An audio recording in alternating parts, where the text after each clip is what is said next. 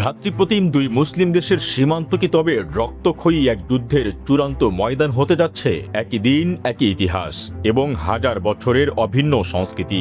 আফগানিস্তান ও পাকিস্তান কেবল প্রতিবেশী নয়, বরং তারা দুই ঘনিষ্ঠ ভ্রাতৃপ্রতিম রাষ্ট্র।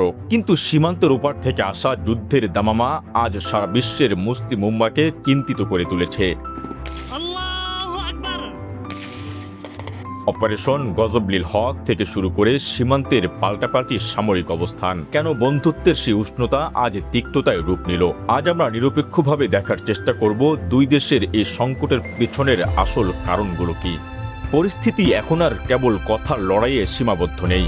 পাকিস্তানের পক্ষ থেকে চালানো অপারেশন গজবলিল হকে দাবি করা হয়েছে তারা আফগান তালেবানের ২৭টি সামরিক পোস্ট ধ্বংস করেছে এবং বিপুল পরিমাণ সমরাস্ত্র দখলে নিয়েছে।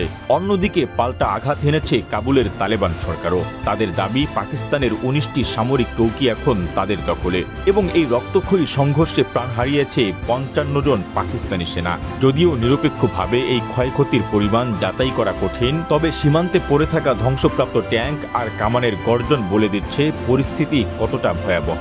অথচ ২০২১ সালে তালেবানের কাবুল জয়কে পাকিস্তান স্বাগত জানিয়েছিল দাসত্বের শিকল ভাঙার সাথে তুলনা করে, কিন্তু সে আশাবাদ আজ অবিশ্বাসের কালো মেঘে ঢাকা পড়েছে। দুই দেশের মধ্যকার এই দূরত্বের মূলে রয়েছে ঐতিহাসিক ডুরান্ট লাইন।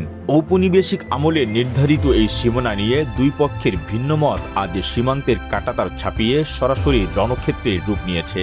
পাকিস্তান নিজের নিরাপত্তা নিশ্চিত করতে চাইলেও কাবুলকে দেখছে তাদের সার্বভৌমত্বের উপর চরম আঘাত হিসেবে। এই তিক্ততার আগুনে ঘি ঢালছে টিটিপি বা তেহরিকি তালেবান পাকিস্তান ইস্যু। পাকিস্তান চায় আফগান ভূখণ্ডে থাকা টিটিপি নেতাদের বিরুদ্ধে ব্যবস্থা নেওয়া হোক, কিন্তু তালেবান একে দেখছে পাকিস্তানের অভ্যন্তরীণ সমস্যা হিসেবে।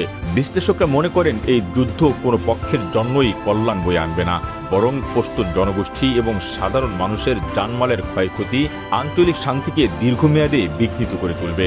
দুই ইসলামী রাষ্ট্রের এই সংকট নিরসনে এখন প্রয়োজন সংলাপ এবং পারস্পরিক শ্রদ্ধাবোধ। অস্ত্রের গর্জন নয়, বরং ভ্রাতৃত্বের হাত বাড়িয়েই ঘোচানো উচিত এই দূরত্ব। ইতিহাস বলে ভ্রাতৃঘাতী যুদ্ধে লাভ কারো নয়, বরং লোকসান পুরো মুসলিম বিশ্বের। Hussain Mohammad Arman, multimedia desk, press point.